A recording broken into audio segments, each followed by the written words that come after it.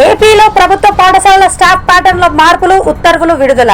రాష్ట్రంలోని ప్రభుత్వ పాఠశాల స్టాఫ్ ప్యాటర్న్ లో ఆంధ్రప్రదేశ్ ప్రభుత్వం కీలక మార్పులు చేసింది. మొత్తం 9 రకాలుగా పాఠశాలలను విభజిస్తూ వాటికి అనుగుణంగా టీచర్ల పోస్టుల కేటాయింపు చేస్తూ ఉత్తర్వులు జారీ చేసింది. వాటిలో ముఖ్యంగా రాష్ట్ర వ్యాప్తంగా 9 రకాల పాఠశాలగా విభజన, 9,977 స్టాఫ్లెస్ పోస్టుల గుర్తింపు, వాటి పునఃసర్దుబాటు, 4,706 స్కూల్ అసిస్టెంట్ పోస్టులు, ఎంపీహెచ్ హెచ్ఎంలు, క్లస్టర్డ్ హెచ్ఎంలుగా మార్పు, 1,902 పిహెచ్ఓడి పోస్టులు కొత్తగా ఏర్పాటు, క్లస్టర్ స్థాయిలో విద్యా ఉపాధ్యాయుల పోస్టుల ఏర్పాటు, 1 నుంచి 10 తరగతుల హై స్కూళ్లకు 1 హెచ్ఎం, 2,215 జెడ్పీ టీచర్లను మున్సిపాలిటీలకు బదిలీ. ఈ మార్పులు ఉపాధ్యాయులు తీవ్ర అసంతృప్తికి దారి తీశాయి. పోస్టుల విభజనపై వారు అభ్యంతరం వ్యక్తం చేస్తున్నారు. ముఖ్యంగా రానున్న మెగా డిఎస్సి 2025లో 3,155 పోస్టుల తగ్గింపు పట్ల ఉపాధ్యాయ సంఘాలు మండిపడుతున్నాయి. పునర్వ్యవస్థీకరణ ప్రక్రియ స్పష్టత లేక గందరగోళం నెలకొంది. ప్రభుత్వం తాజా ఉత్తర్వులు వెంటనే సమీక్షించాలని డిమాండ్లు వెల్లువెత్తుతున్నాయి.